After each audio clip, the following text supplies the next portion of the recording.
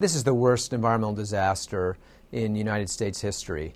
It's going to have a terrible effect on the Gulf ecosystem and the communities along the shores of the Gulf of Mexico for many years to come. But we also shouldn't lose sight of the fact that this was a terrible tragedy for the families of 11 people who died at the beginning of this oil spill. For the sake of their memories, we need to do a better job in the future making sure that this kind of tragedy never happens again, both to our environment and to the workers who work on these offshore drilling platforms. We're not going to see offshore drilling in the United States again anytime soon.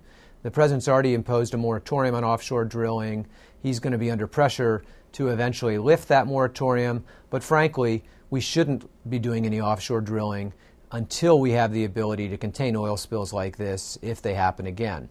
We've developed the technology to drill a mile below the surface of the ocean, which is an incredible technological feat.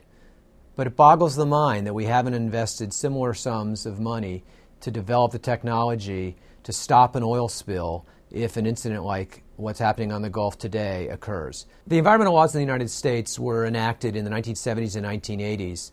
The last major environmental statute was the Clean Air Act amendments of 1990.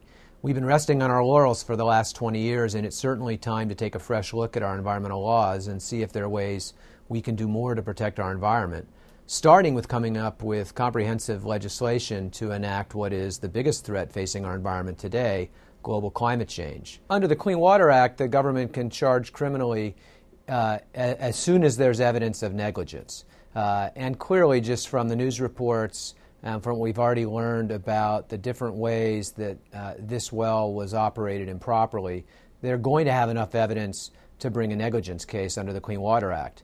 And under the Migratory Bird Treaty Act and the Refuse Act, they don't even need negligence. The fact that migratory birds have been killed, the fact that oil's washed up on our shores, that's enough to charge those two crimes. Well, the challenge in terms of charging individuals isn't so much whether you can charge them, but whether you can charge individuals who are appropriate defendants.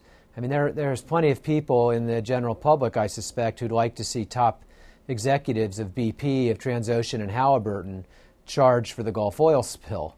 But the problem there is that they're not people who had the kind of personal involvement in this tragedy that we require under our laws. The people who had the personal involvement are the folks who are working out on the rig.